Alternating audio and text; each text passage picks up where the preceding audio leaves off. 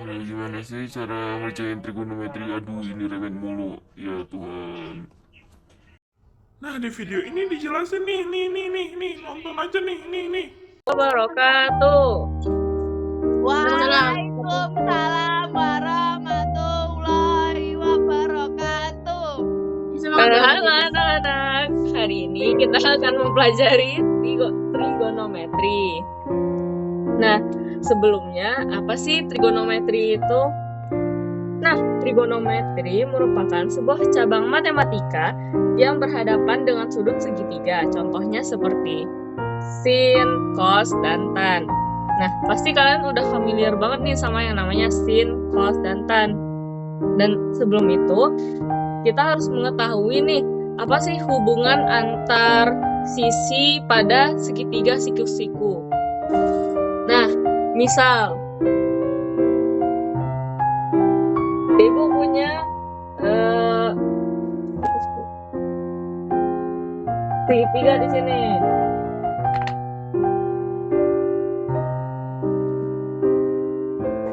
Nah, jika kita mengetahui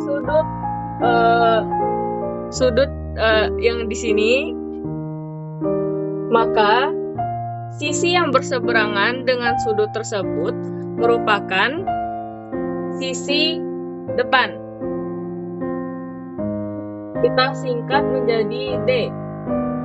Lalu yang bersebelahan dengan sudut merupakan sisi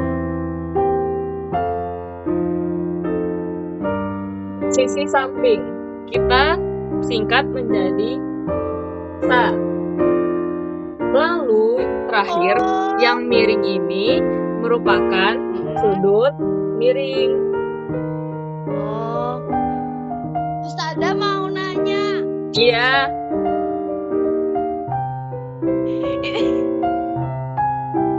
Ikutan gue juara lo.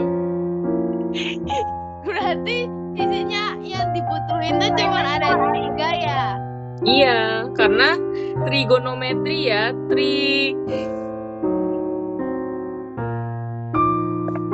Aduh, kameraku nggak bisa tuh. Ya ampun. Gak apa-apa. Udah ya, lanjut. Berarti, oh ya oke.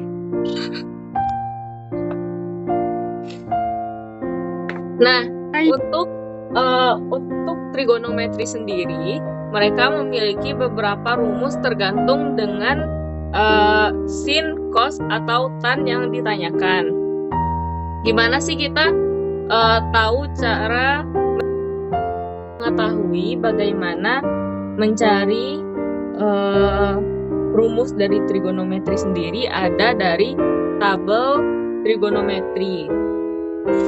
Nah, tabelnya ini terdiri dari sudut 0, 30, 45, 60, dan 90.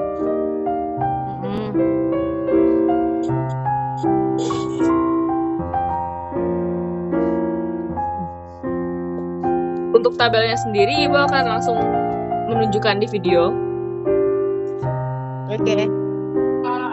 Nah, seperti yang bisa kalian lihat, untuk sin dengan cos itu memiliki kesamaan di sudut-sudut tertentu.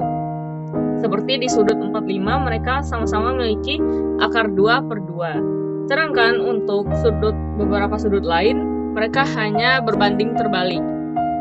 Dan untuk tan sendiri, mereka memang beda sendiri ya. Mereka memiliki sudut 30, 45, 60, dan 90 yang berbeda dari sin dengan cos. Seperti sudut 30 mereka yang 1/3, lalu 45 1, lalu sudut 60 akar 3, dan untuk sudut 90 derajat infinity. Untuk lebih mudahnya, kalian mungkin bisa menghafal singkatan dari rumus-rumus sin, cos, dan tan. Karena beberapa dari mereka lebih mudah dipelajari dengan menghafalkan singkatannya. Untuk sin, Singkatan untuk mencari rumusnya adalah demi. D per mi. Jika yang diketahui, misal kita ingin mengetahui miringnya dan yang kita ketahui hanya depan, maka kita dapat menggunakan rumus sin. Lalu untuk cos, sami, sa per mi. Sama seperti sin tadi, cos, kalau kalian mengetahui miringnya atau hanya sampingnya, lalu yang ditanyakan itu salah satu dari kedua itu, kalian dapat menggunakan rumus cos dan menyesuaikannya dengan sudut yang diketahui. Lalu yang terakhir, tan.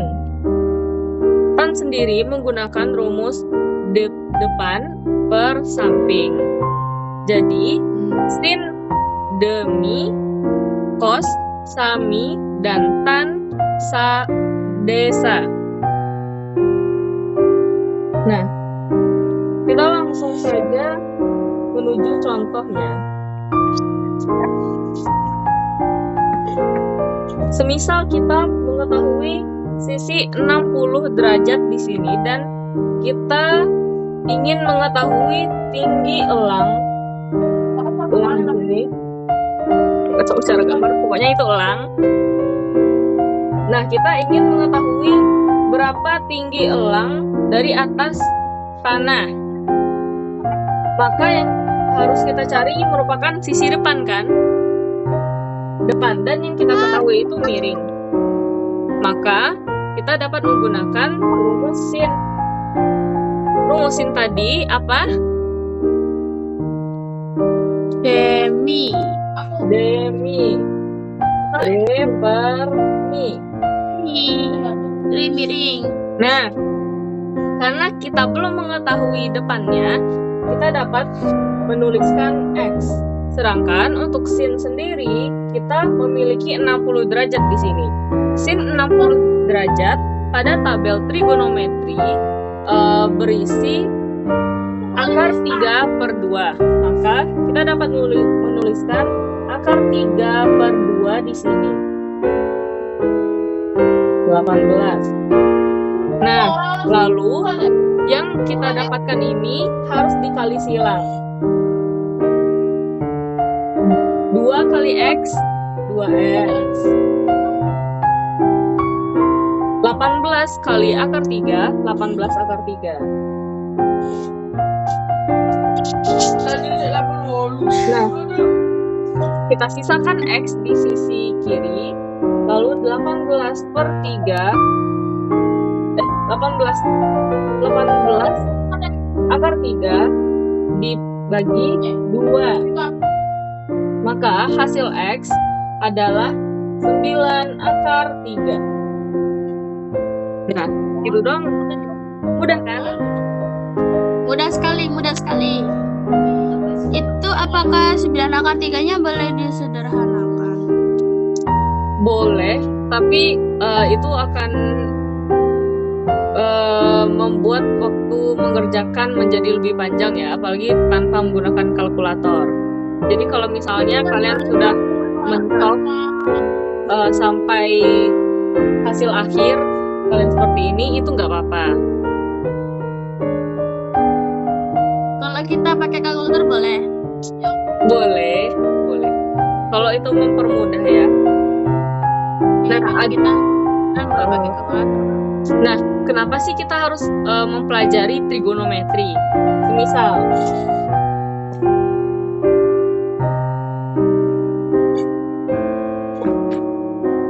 kalian berwisata nih ke suatu tempat, lalu ada menara. Kalian ingin mengetahui tinggi menara tersebut. Tapi kalian nggak mungkin dong kayak menara tinggi itu dihitung dari bawah sampai ke atas, nggak mungkin kan? Susah dong. Nah, Jatuh. nah iya, karena itu ada trigonometri untuk mempermudah. Semisal kalian melihat dari ujung ujung sini misalnya. Dan sudut yang terbentuk akibat penglihatan kalian mendongak ke atas atau elevasi itu semisal 30 derajat. Nah, jarak kalian dengan menara tersebut itu dapat kalian gunakan untuk mempermudah menghitung tinggi menaranya. Nah, jaraknya semisal kalian mengambil 15 meter. Nah, ini dari sini kita bisa menggunakan rumus tan karena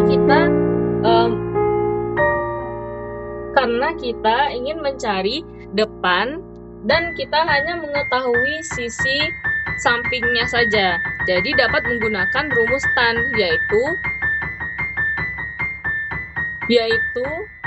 desa. Depan samping. Ya. Apakah mengerti anak-anak? Alhamdulillah mengerti. Itu yang Kaisa itu di mana tuh?